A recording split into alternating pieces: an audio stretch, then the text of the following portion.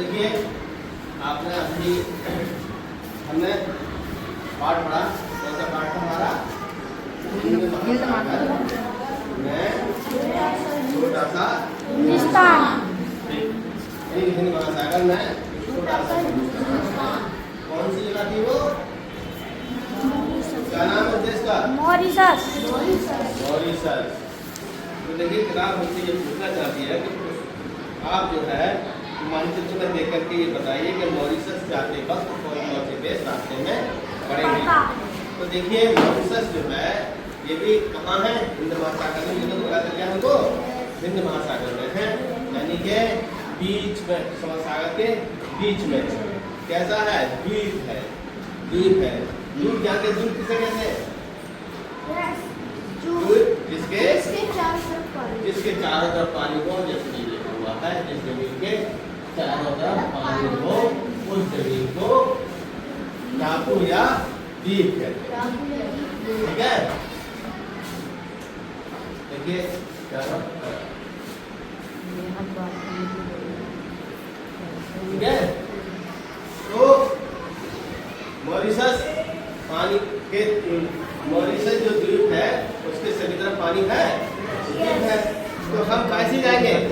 हवाई जहाज से या पानी के जहाज से? ठीक है, ट्रेन से, बस से तो जा नहीं सकते हम।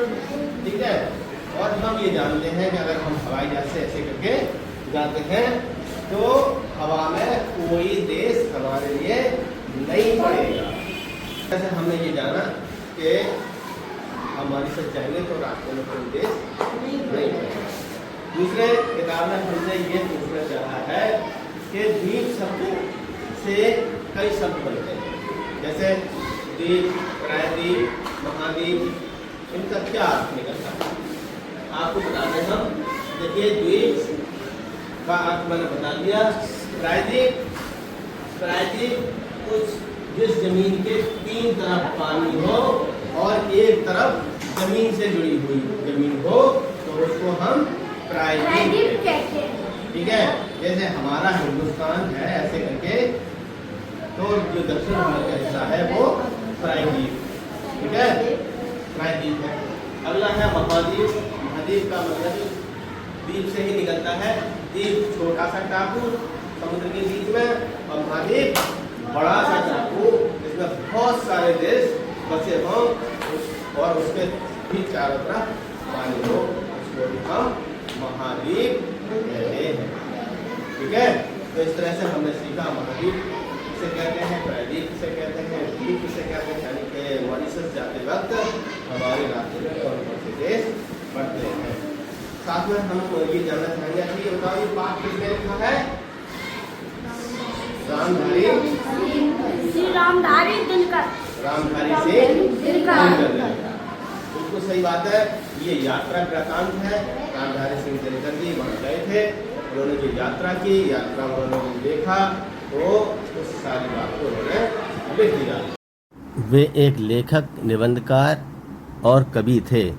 उन्हें भारत का राष्ट्रकवि भी कहा जाता है। उनका जन्म 23 सितंबर 1908 को बिहार के बेगूसराय जिले के सिमरिया गांव में हुआ था।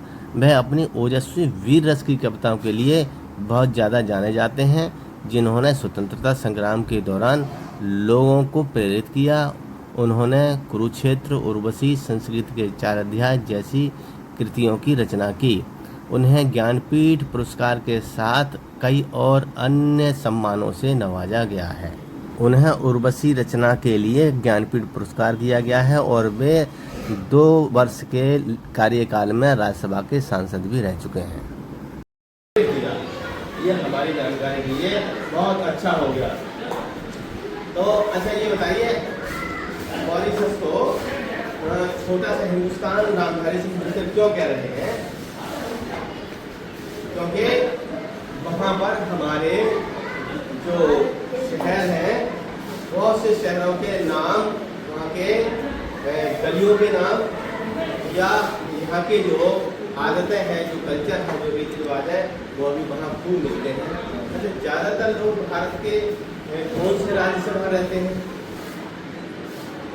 उत्तर प्रदेश, बिहार, मध्य प्रदेश, राजस्थान, इनमें से कौन से राज्य हैं क्या बताया? उत्तर प्रदेश से और बिहार से ज़्यादा लोग मॉरिशस में रहते हैं। ठीक है, इसलिए हमारे उत्तर प्रदेश और बिहार की जो भाषा हिंदी है तो वहाँ पर भी हिंदी को समझने वाले और बोलने वाले भी भरपूर लोग रहते हैं। चलिए आज के लिए इतना ही। आज ये सारी चीज़ों को घर से जो पाठ में दिया गया है वो घर से करके जाएंगे। ठीक है, हाँ, इसमें जो लिख दिया होगा हाँ,